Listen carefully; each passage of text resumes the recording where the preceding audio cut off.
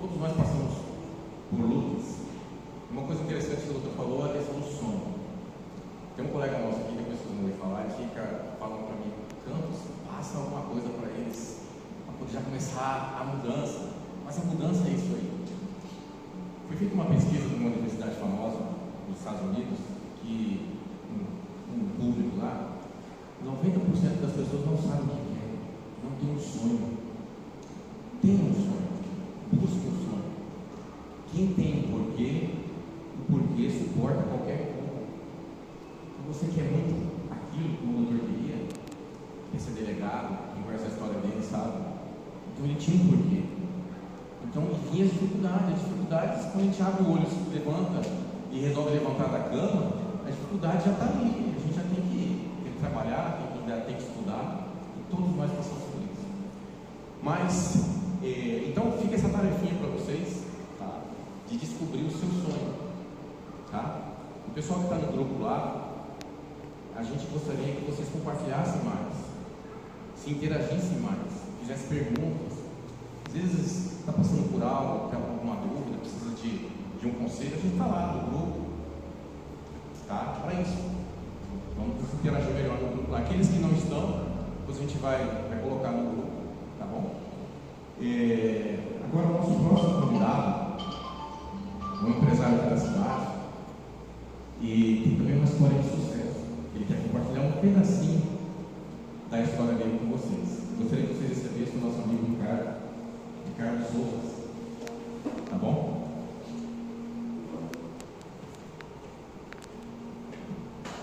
Isso. Oi pessoal, boa noite. Boa noite. Quem numa quarta-feira, hoje é terça-feira, semana tem feriado, quem nessa terça-feira poderia estar em casa aí assistindo suas séries, seus filmes, novelas, enfim, mas vocês se levantaram e vieram para cá, talvez levar algo embora para a sua casa que vai edificar na vida de vocês. Então, queria agradecer por vocês estar aqui. Mas eu queria fazer uma pergunta também. Quem aqui teve uma vida muito difícil? Certo. Então, para vocês verem que, se eu perguntasse isso no meio de uma multidão, consequentemente a gente teria mais pessoas que tiveram vidas muito difíceis. Mas o importante da gente ter uma vida difícil é porque a gente vai atrás da solução. E assim tem sido comigo, com vocês e com outros que passaram por momentos difíceis. Eu sou o Ricardo Souza, como o Carlos falou, a gente tem uma empresa aqui na cidade, qual nos acolheu. Mas eu também sou nordestino, sou de Pernambuco, sou quase vizinho do Dr. Cleves aí. E para me contar um pouco para vocês do que eu vim trazer aqui, eu preciso dar um breve resumo da minha história, certo? Então eu sou de uma cidade cujo nome chama Cachoeirinha, uma cidade que fabrica artefatos para cavalo, para montaria. E lá a gente tem uma grande volume de vendas voltado para o segmento do cavalo. Então a gente fabrica aquelas argolas, os freios, esporas. Então a minha vida, desde criança, foi fabricar produtos para cavalo. Eu fabricava esporas, freios, isso era o meu ofício. Mas antes mesmo de eu começar a fabricar, na casa da minha avó tinha uma forja, onde meu tio trabalhava na época. E eu tinha uns 6 anos de idade, eu lembro que eu ia para lá mandar um fórum para ele esquentar carvão para bater ferro. E aquilo eu via ele forjando aquele ferro numa forja, ao qual aquilo ficava admirado, porque eu nunca tinha visto, não sabia nem como que era. Então a gente começou a ver ele moldando aquele ferro, e a partir dali a gente começou a construir uma história voltada através do segmento do trabalho. Eu confesso que desde muito cedo eu tive sempre a opinião de ir trabalhar, de ir buscar aquilo que fazia sentido para mim. Assim como hoje também eu ajo da mesma forma. Alguns dizem que isso de repente nasce com a gente, mas também eu creio que isso vem um pouco das dificuldades que nós passamos. Quem é do Nordeste talvez saiba o que é um carroceiro. Então, quando a ir e a gente não tinha trabalho, a gente pegava o carrinho de mão e ia para a feira, pegar feira para poder ganhar algum dinheiro. Então, isso eu comecei desde cedo, de abandonar o ferro, ao fora para o meu tio, ia pegar frete na feira, ia vender sorvete, picolé, porque naquele tempo a gente falava em, mãe, me dá 10 centavos. 10 centavos era muito dinheiro porque a gente não tinha. Talvez 10 centavos hoje não é nada. 10 centavos para comer uma broa. Era chupar um gelinho, um picolé, comer uma broa, como ele falou, era um dinheiro, era 10 centavos. Só que eu falo assim, é barato 10 centavos demais, cara, você não tem ele. Aí ele se torna caro. Então, isso a gente ia buscar devido às dificuldades. Então, nós íamos trabalhar, adquirir o dinheiro para poder comprar as coisas que nós queríamos. Porque meu pai ele teve que se ausentar para poder prover em casa. Meu pai viajava muito para São Paulo, comercializava produtos para cavalo. Em São Paulo, e a gente ficava com a minha mãe, meu irmão, mais velho, e a gente ficava sozinho ali, dependendo do recurso que meu pai me dava. Então, não ficava. Graças a Deus nunca me faltou comida, mas sempre me faltava alguma coisa, porque eu não tinha esse dinheiro.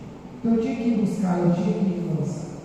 Então eu comecei muito cedo, comercializar produtos, achar oportunidade nas coisas.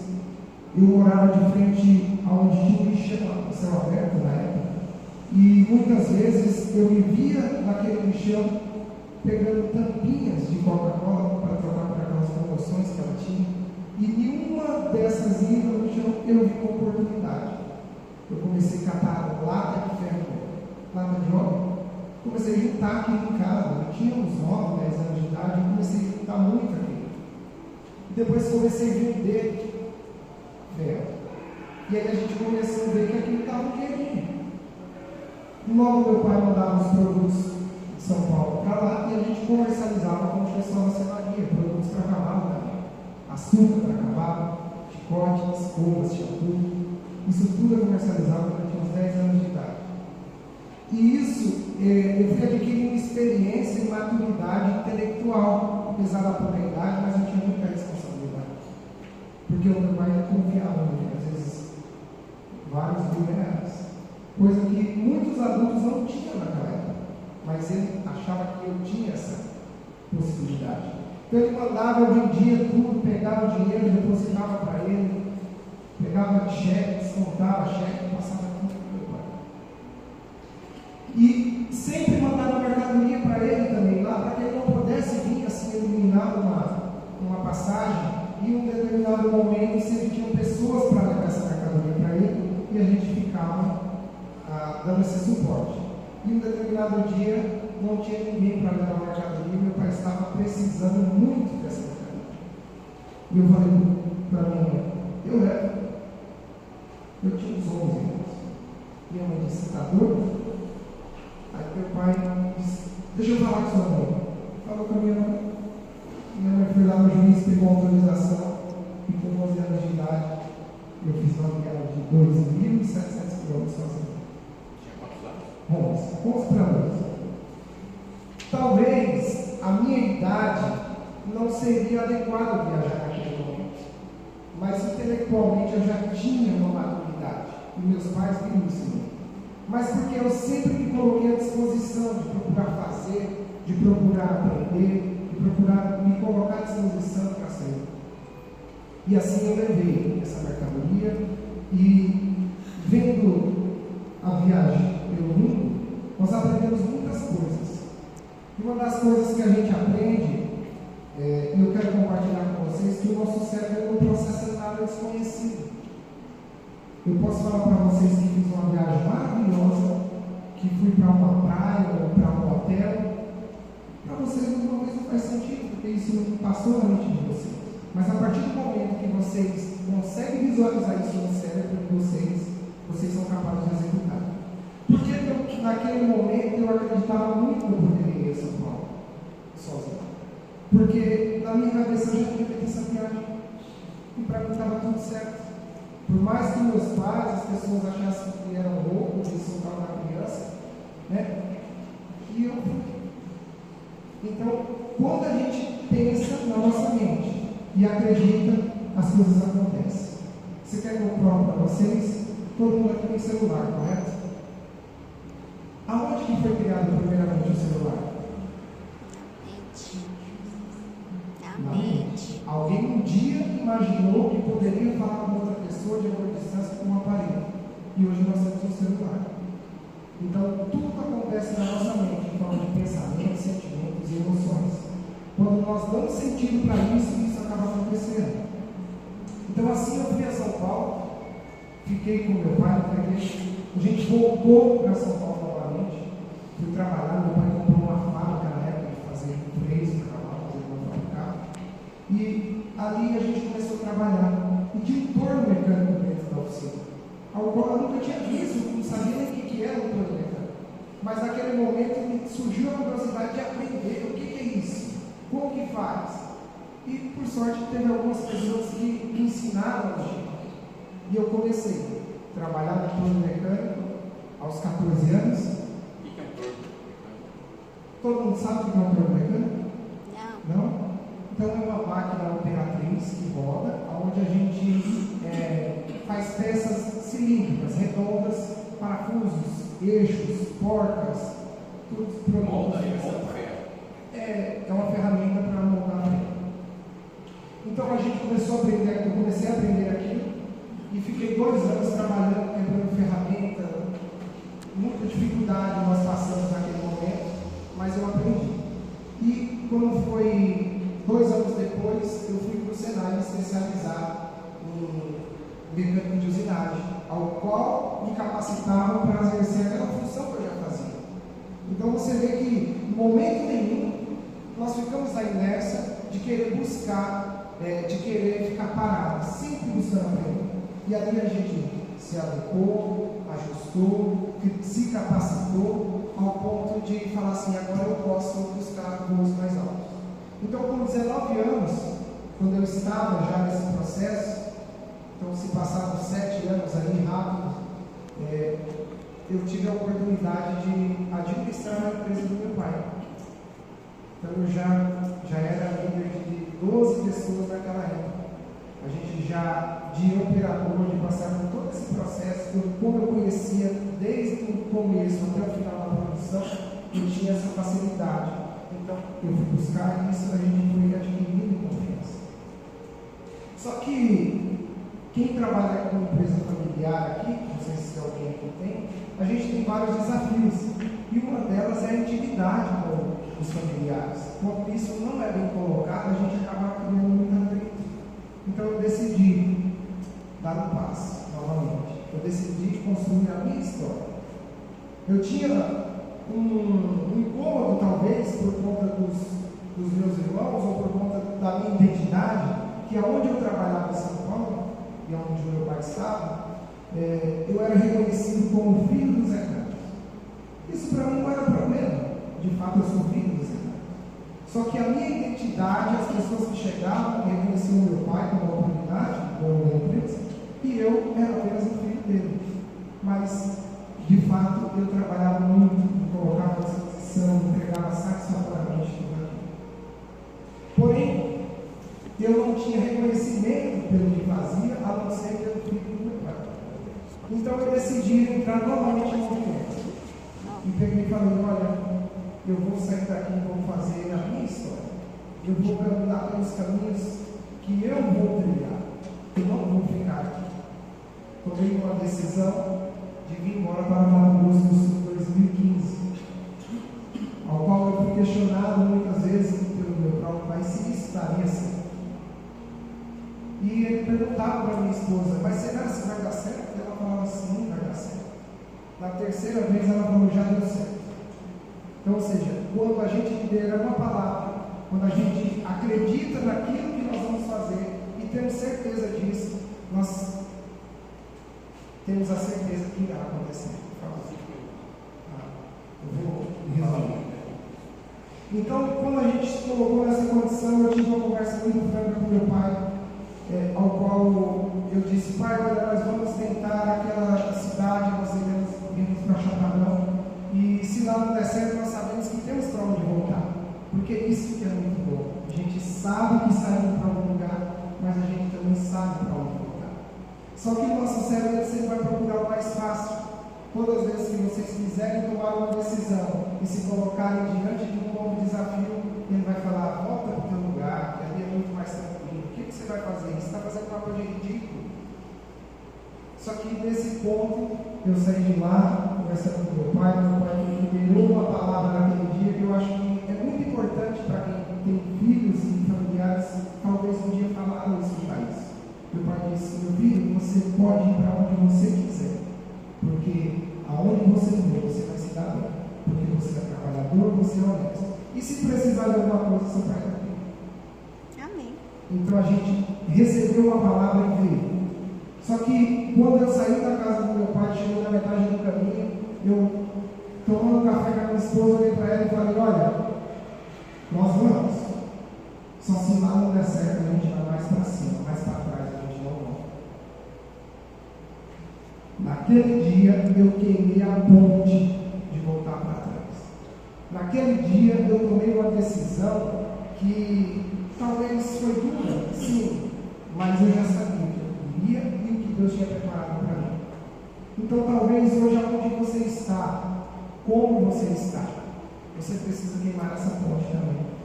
Talvez você precise dar um passo rumo àquela empresa que você fica procrastinando em abrir. Talvez você está demorando a escrever na faculdade para começar aquele curso que você deveria, esperando a hora certa, esperando o momento certo. Só que eu tenho para falar para você que o momento certo é agora. Enquanto você está vivo, enquanto você está vivendo, não deixe para depois aquilo que você pode fazer hoje. Talvez possa ser tarde. Talvez o tempo já não volte mais. E talvez você não consiga ter os mesmos resultados, ou talvez por crítica. Aí, o que o doutor falou, talvez alguém um dia contou uma mentira para você e você acreditou. Porque o nosso cérebro é autossugestionável e acredita na história que é contada para ele. Principalmente se foi pelas pessoas da nossa confiança. Talvez falaram para você que você não era capaz, talvez falaram para você que isso não era para você, e você acreditou nessa história. Então eu estou aqui para te dizer hoje que aquilo que você imaginar na sua mente e você conseguir realizar dentro da sua mente, você consegue realizar dentro da sua vida. E eu digo isso porque um dia, eu quando criança, sonhei em ser empresário, sonhei em ser vaqueiro, só falta comprar um cavalo, né? Obrigado pela noite.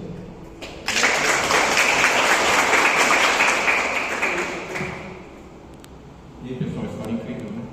Isso é só um pedacinho, acho que a gente tem uma expressão lá no quartel nosso, chamada o berço de uma curva. Bem pequenininha a história do Ricardo. Alguém tem alguma pergunta para fazer para o Ricardo? Ninguém? Eu vou fazer então. Vou colocar o Ricardo na fogueira. Ricardo, eu entendi o que você passou. Eu posso resumir assim, ó. Pessoal, comece com o que você sabe. Comece com o que você tem hoje. Hoje eu vejo assim que a prefeitura disponibiliza muitas coisas, muitas assistências que na nossa época não tinha, né? O Ricardo não tinha. Comece com o que você sabe, comece com o que você tem. Eu quero perguntar para o Ricardo, qual foi a maior lição que você aprendeu nessa sua trajetória? Eu sei que tem muito mais coisas aí, que não deu tempo de contar tudo. Eu vou ancorar na fala do Dr. Cleves. Talvez o maior erro que eu cometi nesse percurso todo foi não planejar tudo isso. Porque se eu tivesse planejado, talvez eu estaria muitos anos à frente.